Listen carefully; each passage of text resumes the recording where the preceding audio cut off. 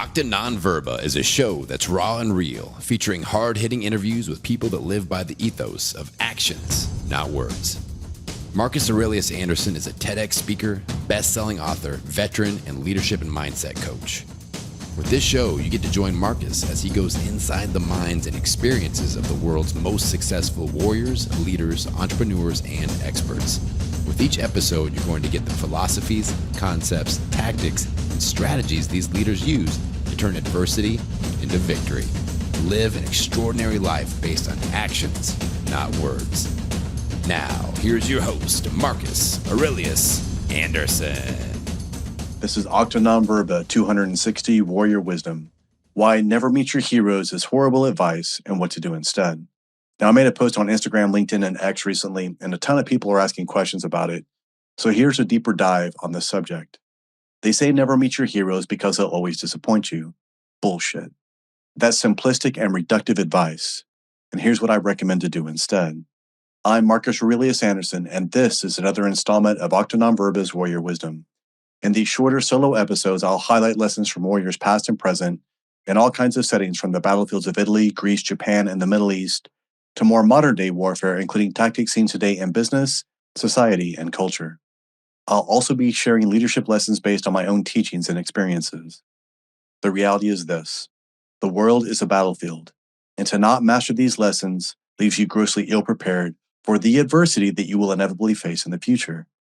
Now on to the lesson for episode 260. They say never meet your heroes because they'll always disappoint you. Well, over the last 10 years of being an author, speaker, podcaster, and leadership coach to CEOs and their companies, I've had the honor of meeting some of the people that I once saw as heroes, and I'm happy to say that I am now able to call them friends, peers, and colleagues. I've been lucky enough to be invited to the co-founder of Quest Nutrition, who made $1 billion exits home, Tom Bilyeu, and see him conduct an interview on his mammoth Impact Theory show. I've also been able to meet my favorite writer of all time, Stephen Pressfield, on multiple occasions, as well as the two most successful entrepreneurs on earth today, Andy Frisella and Ed Milet, through their Arte Syndicate Mastermind group, of which I've been a member of since day one. And this is the same group and the two men that gave me the award for creating a positive impact that they'd never given anybody else before or since. Now, I say all this to not humble brag. I'm saying this to explain why I am of the opinion that I am regarding meeting your heroes. And to be fair, I've also met others that I once saw as quote-unquote heroes that were very disappointing, which I'll discuss a little bit later in the lesson. When it comes to hero worship and meeting them, this is my advice.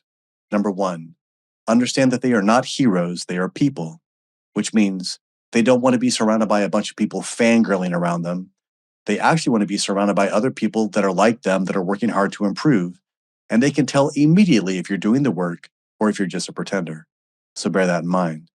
Number two, stop putting them on pedestals. Don't believe for a second that they are unique, gifted, or special. Their success is the result of years and years of hard work, dedication, and trial and error. Nothing more, nothing less. Number three, no handouts. Don't seek out your heroes in hopes that they will hand you the answers on a silver platter. Yes, they can give you the blueprint to success, but nothing more. And even if they gave you the exact route to get to your goal, they cannot walk the path for you. Only you can do the work. So, if you get the chance, should you meet your heroes? Yes, I absolutely recommend it, but manage your expectations. Remember, they are human, which means they have good days and bad days, just like you and I. Conversely, I have met some of the most successful, popular, and wealthy people in the areas of business and leadership, many of whom you know by name and reputation, yet they were not at all who they portrayed themselves to be on film or social media.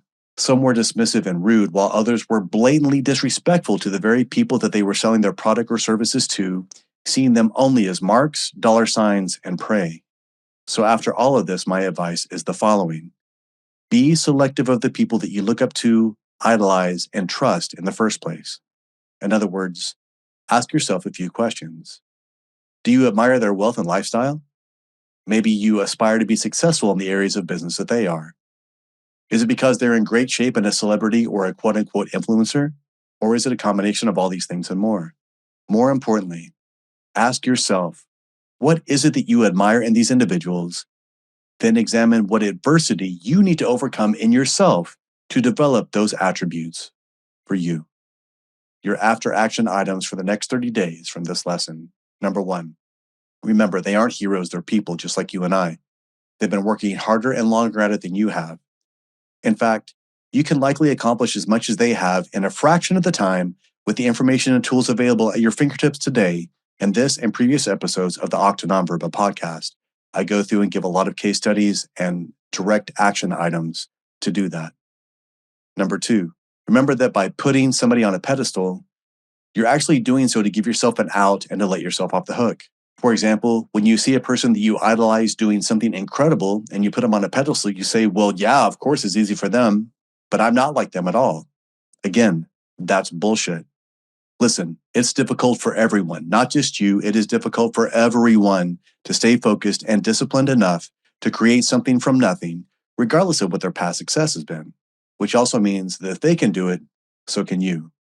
And if they have a podcast, a book, a product, or event, chances are they can give you the blueprint to find your own success just like they did. But number 3, lastly, again, remember, action cures all. It's up to you to do the work. They can give you the path, but only you can walk it. It's about actions and not words. Octa Nonverba. Thus endeth the lesson. Thank you for listening. If you've enjoyed this or any of the other over 260 episodes of Octa Nonverba, I highly recommend going back through the entire catalog that includes more Warrior Wisdoms episodes like this, as well as longer deep dive interviews with guests like the legendary authors Robert Greene and Stephen Pressfield. None of them are behind a paywall, there are 0 commercials, and they're all available for free for the time being. So go download the entire catalog now. While you're there, hit subscribe and tell us what you think of this episode in a review on iTunes, Spotify, or wherever you listen to Octa Nonverba. Also be sure to check out our new YouTube channel to watch these episodes in their entirety. By subscribing, liking, and leaving a review on any platform, you help us attract more like-minded individuals and spread the Octa Nonverba message to others. Sharing this lesson on social media and with your team gives you tools and tactics that can be used in any organization or company environment.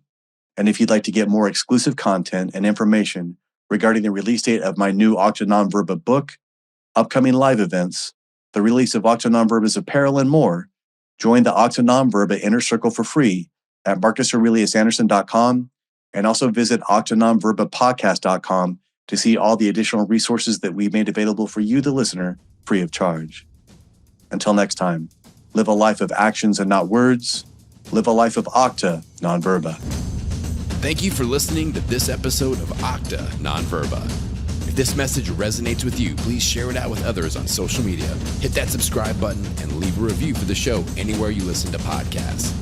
To learn more, please go to marcusaureliusanderson.com and join his Octa Nonverba Inner Circle to get exclusive content, news, and information. Until next time, remember, talk is cheap. Live your life based on actions, not words.